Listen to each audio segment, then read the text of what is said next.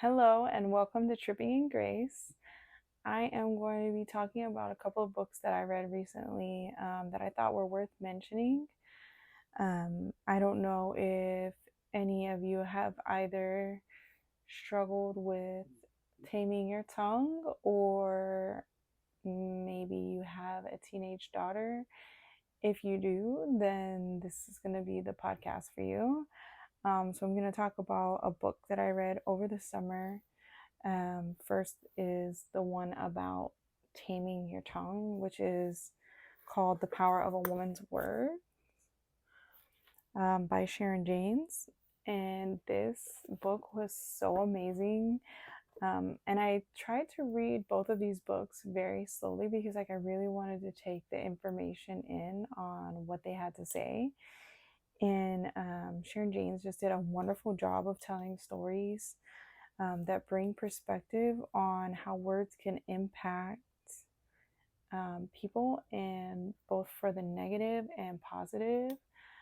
So you would sometimes see the interactions between adults and children in the book, or like say a wife and a husband, and they would have negative interactions, like in examples of that, as well as positive interactions in that book.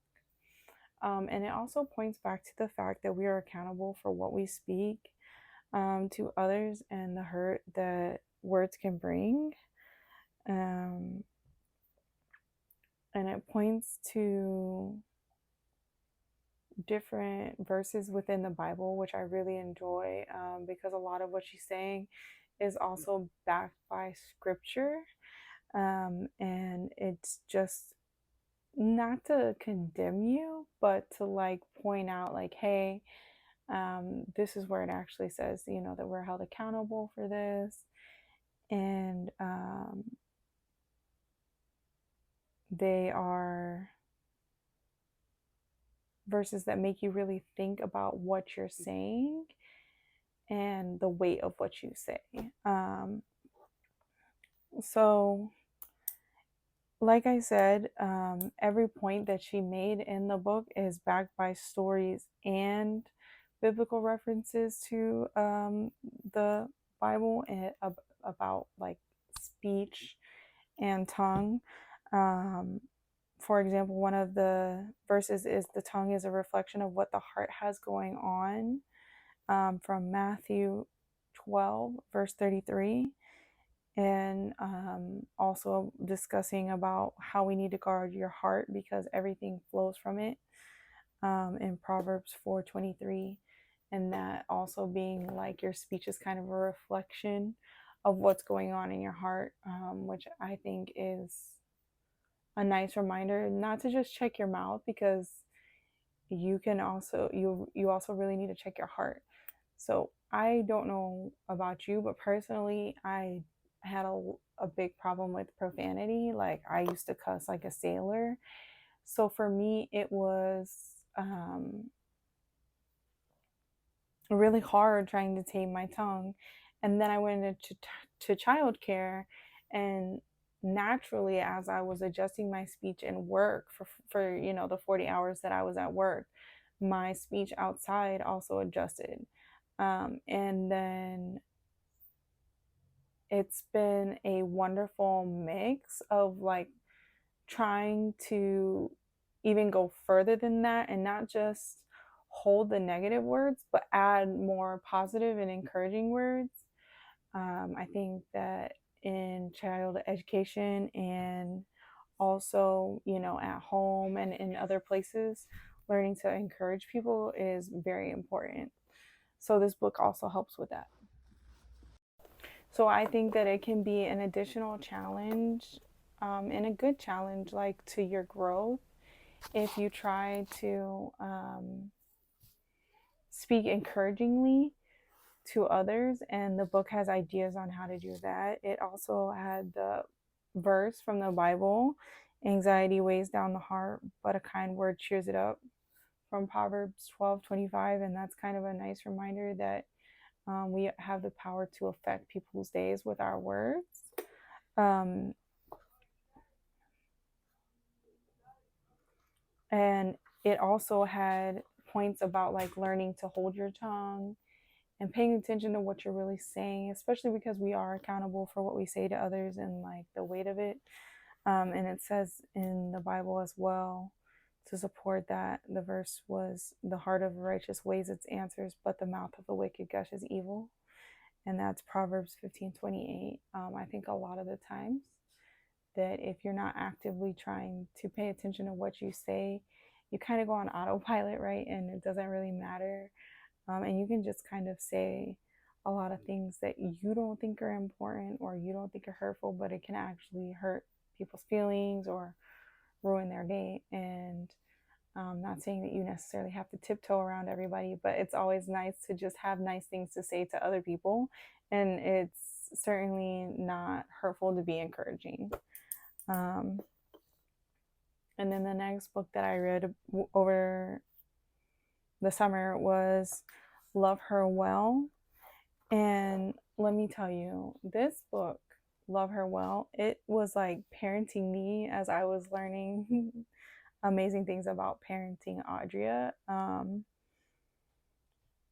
So we've had our rough patches, and I've wrote about it on the blog before. I haven't written everything because, as she likes to say, that's her business. So I let it be her business. But I do try to share a couple of stories here and there where I'm able to, especially as they pertain to my side of things. And this book was so good. It was just a great, like, healing process learning to read it. So I'll just kind of go over the highlights and explain it to you, and hopefully you'll see how that's helpful not only to yourself but also parenting your kids. So one of the first things,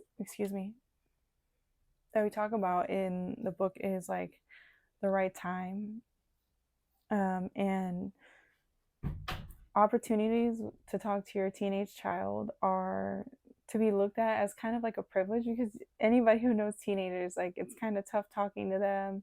They're either quiet or they're all over the place. It's a roller coaster with everything that's going on, but they are a privilege and you should seize them. And I really like that perspective. It kind of helped me like feel like when she was talking to me, it made me focus on it and like try to seize those moments where she was open to having a discussion, because there's a lot of times when they're just going through a lot and they need to process it and they don't really want to talk to me. I think another thing it did was give a critical perspective on things that teenage girls might be dealing with, especially now, which is a good reminder.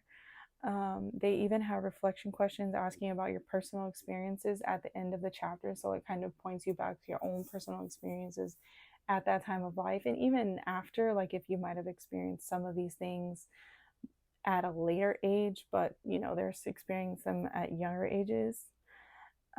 In the book, it also did have ways to speak life into your teenager, which is especially helpful if you want to be encouraging but sometimes lose the words. One of my favorites was, you're too smart to not recognize these bad choices you're making. I'm very upset and disappointed, but I still love you. I'll walk with you as you face the consequences. And I think that statement says a lot, because while it's conveying that you're not happy with what they did, it still shows that you're there in a supporting way. And I don't think I had seen something like that before, but I did really like that they have different phrases and scripts that you can try to keep in mind. And you don't even necessarily have to stick to them, but it's just helpful if you're trying to learn to encourage someone, or through different circumstances. And this book addresses a lot of different circumstances. This book is big on empathy, which it's not that we can't empathize, but maybe we've forgotten things, how they really went, or maybe we just need a nice reminder. One of the reminders that I felt like I needed to have was how relationships are working with teenagers, and remembering that friendships are really fluid at this point.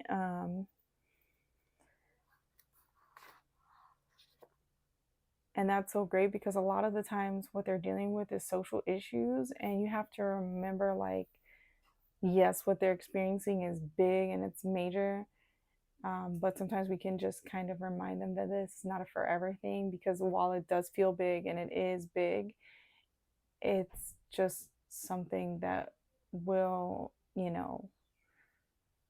pass over eventually. Like, as we say, this too shall pass.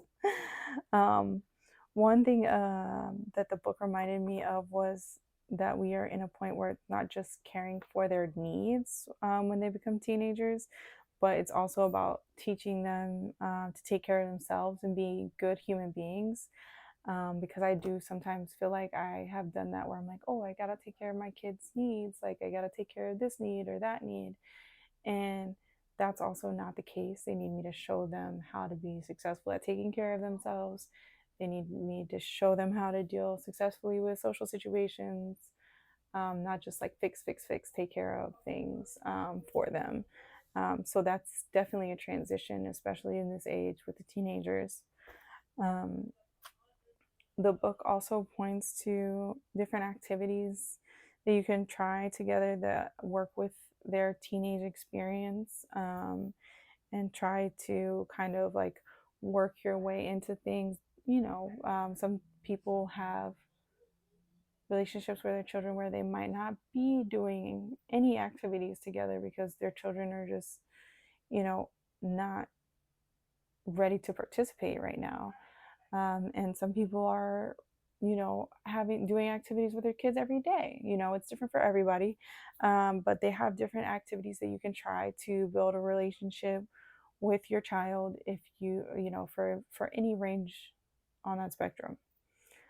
um, and then towards the end of the book, it also talks about how we can point ourselves and our daughters to God. So, one of the things that they talk about is taking care of yourself, because, in order to take care of others, we have to make sure that we're doing the things that need to be done to care for ourselves. And then also taking our daughters to God, like pointing them to God in situations where we feel like they might not be seeing that, as well as in prayer.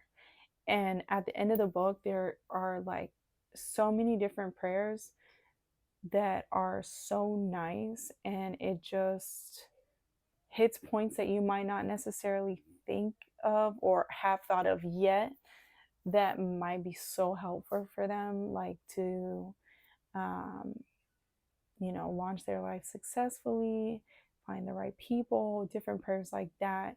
And it's just really wonderfully written. And it's work because, like I said, they do have questions at the end of each chapter, to try to get you to put in the extra effort to, first of all, think about the situations that your kid is going through that, you might have dealt with before, and then also ways to apply what you've learned in that section as well.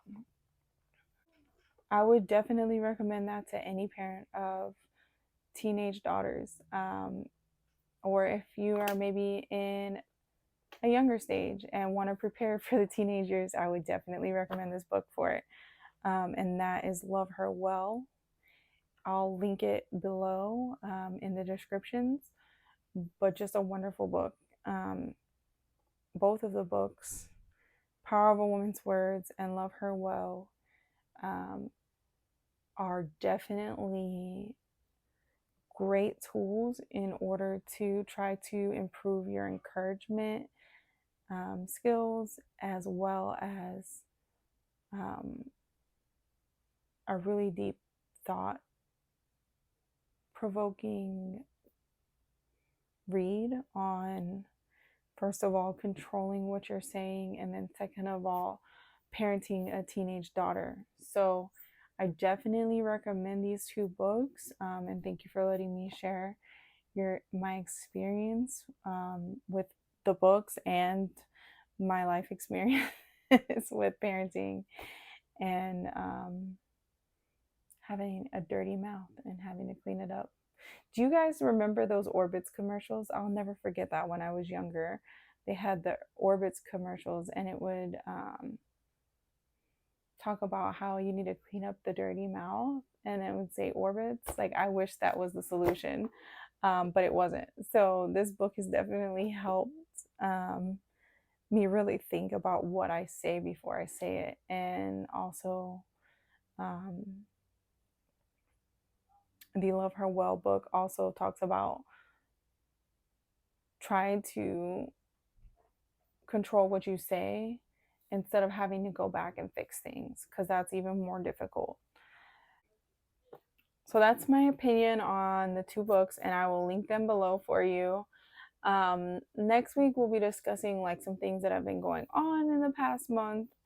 I obviously had my hand fixed, so thank God for that. I'm so happy right now. I'm trying to wait the 3 weeks just to make sure and not jinx myself. But I'm just so blessed. And I can't wait to share with you all that God's been doing over the past few weeks. Actually, it might be more than a few weeks that I'll be sharing about, but I can't wait to share it with you. I'll see you next time. Bye bye.